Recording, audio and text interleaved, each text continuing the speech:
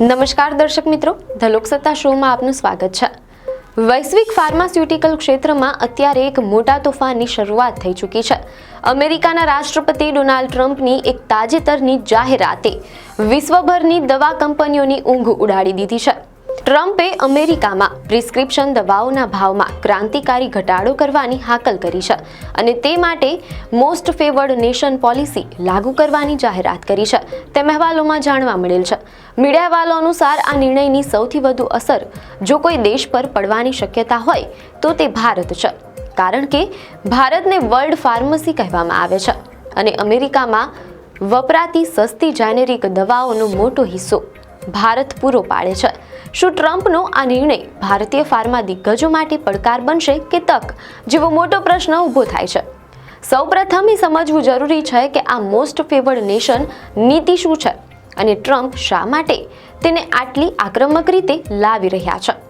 ટ્રમ્પની આ નીતિનો સાદો અર્થ એ છે કે જે કિંમતે ફાર્મા કંપનીઓ અન્ય વિકસિત દેશોને દવા વેચે છે તે જ અથવા તેનાથી પણ ઓછી કિંમતે અમેરિકાના નાગરિકોને દવા મળવી જોઈએ।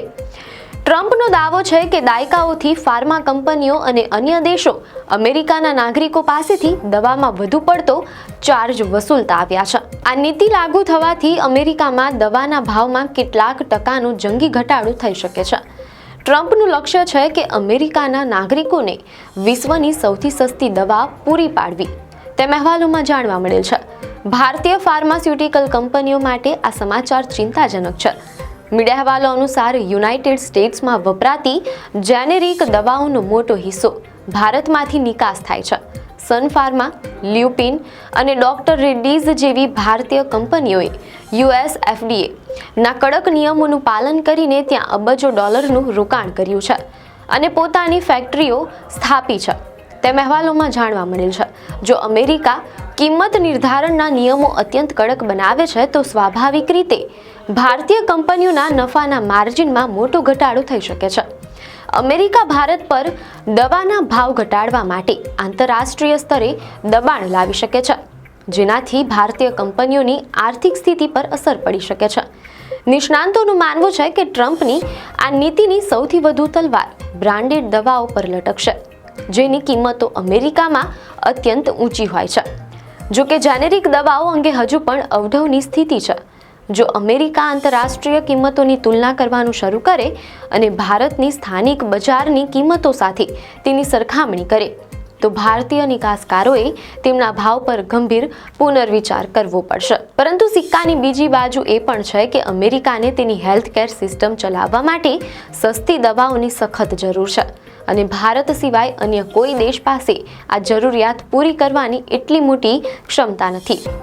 મીડિયા અહેવાલોમાં જાણવા મળેલ છે કે ટ્રમ્પે માત્ર પોલિસીની જ વાત નથી કરી, પણ તેમણે ખુલ્લેઆમ ટેરિફ એટલે કે આયાત શુલ્ક વધારવાનો ભય પણ દેખાડ્યો છે। ટ્રમ્પનો આ ઇશારો સ્પષ્ટ કરે છે કે દવા નીતિ હવે માત્ર જાહેર આરોગ્યનો મુદ્દો નથી રહી, પરંતુ તે એક વેપાર યુદ્ધ એટલે કે ટ્રેડ વોરનું હથિયાર બની ગઈ છે। આનાથી ભારત અને અમેરિકાના વેપાર સંબંધોમાં નવી વાટાઘાટો અને કડક શરતો જોવા મળી શકે છે। દવાઓના નિકાસ પર વધારાનો ટેરિફ લાગવો એ ભારત માટે મોટો આર્થિક ફટકો સાબિત થઈ શકે છે। આ આખી પરિસ્થિતિ ભારત માટે બેધારી તલવાર સમાન છે। એક તરફ ભાવ ઘટાડાનું અને ટેરિફનું દબાણ છે તો બીજી તરફ ભારતની અનિવાર્યતા પણ છે। ભારતની વ્યૂહાત્મક સ્થિતિ એવી છે કે અમેરિકા તેને સંપૂર્ણપણે અવગણી શકે તેમ નથી। મીડિયા અહેવાલો અનુસાર ટ્રમ્પની આ નીતિ કેટલી અસરકારક રહેશે તે આગામી જાન્યુઆરી 2026માં સ્પષ્ટ થશે, જ્યારે આ નિયમો જમીન પર લાગુ કરવામાં આવશે અને ટ્રમ્પ RX.gov પોર્ટલ દ્વારા દવાઓની નવી કિંમતો જાહેર કરવામાં આવશે। ભારતે અત્યારથી જ પોતાની ફાર્મા નીતિઓને મજબૂત બનાવવી પડશે, જેથી આ વૈશ્વિક બદલાવમાં વર્લ્ડ ફાર્મસીનો દરજ્જો અકબંધ રહે। આપને માહિતી સારી લાગી હોય તો વિડીયોને લાઇક અને શેર કરજો, ચેનલને સબસ્ક્રાઇબ કરજો।